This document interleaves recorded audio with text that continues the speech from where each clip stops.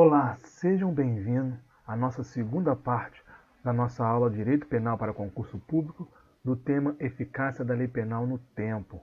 Só lembrando, se você estiver assistindo aí o nosso vídeo pelo YouTube, não esqueça de deixar seu like, se não é inscrito, se inscrever no canal.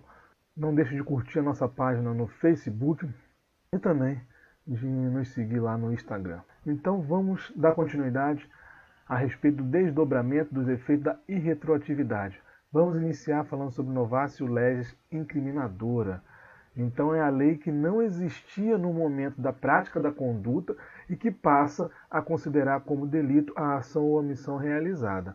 Esta norma ela vai ser irretroativa, conforme o artigo 1º do Código Penal, que diz o seguinte: não há crime sem lei anterior que o defina, e não há pena sem prévia cominação legal. Para ficar mais esclarecido, vamos para algumas características. A lei nova ela define crime, conduta não definida anteriormente. A ação praticada antes da nova lei, ela não pode ser punida. Um exemplo disso é o seguinte: em 2011, uma nova lei ela tipificou, tornou crime a conduta de fraude em certame público no artigo 311-A do Código Penal. Então, todos aqueles que praticaram fraude em concurso público antes de 2011, ou seja, antes dessa lei entrar em vigor, não poderá ser punido por ela.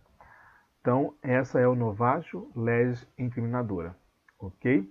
Agora vamos para o novatio legis impégios, nova lei que prejudica certa conduta. A nova lei que de alguma forma prejudica o réu, piora a sua situação, também é irretroativa, devendo ser aplicada a lei vigente quando do tempo do crime.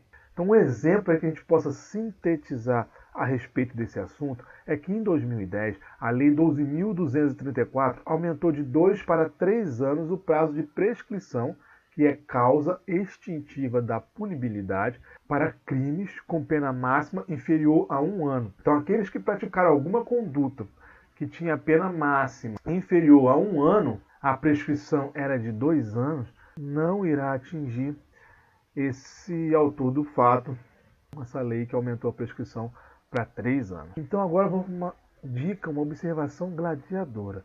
E quando a nova lei mais grave entra em vigor no decorrer da prática de um crime continuado ou permanente? E aí, se isso caísse na sua prova, essa seria a sua reação? Então, para que nós possamos entender isso e responder essa pergunta, é importante saber o que é crime continuado e o que é crime permanente. Crime continuado é aquele crime praticado nas mesmas condições de tempo, lugar e maneira de execução. Então vamos para uma situação hipotética. Tício trabalha num posto de gasolina e vem subtraindo certa quantia de dinheiro.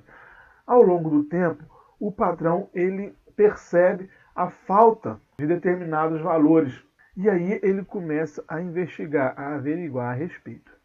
Passados 2 meses que Tício ele vem praticando esse mesmo crime, o patrão descobre e, ao descobrir, denuncia ele para as autoridades policiais. Ao longo desses 2 meses, esse crime ele foi continuado. Por quê? Porque Tício ele se aproveitou das condições de tempo, lugar e maneira de execução para que ele pudesse ser praticado ao longo desse tempo. Agora, crime permanente, o exemplo de praxis, o exemplo prático, é o crime de sequestro do Código Penal. Esse crime ele se prolonga ao longo do tempo, ou seja, enquanto a vítima estiver em cativeiro, não for liberada, esse crime ele continua estando em execução.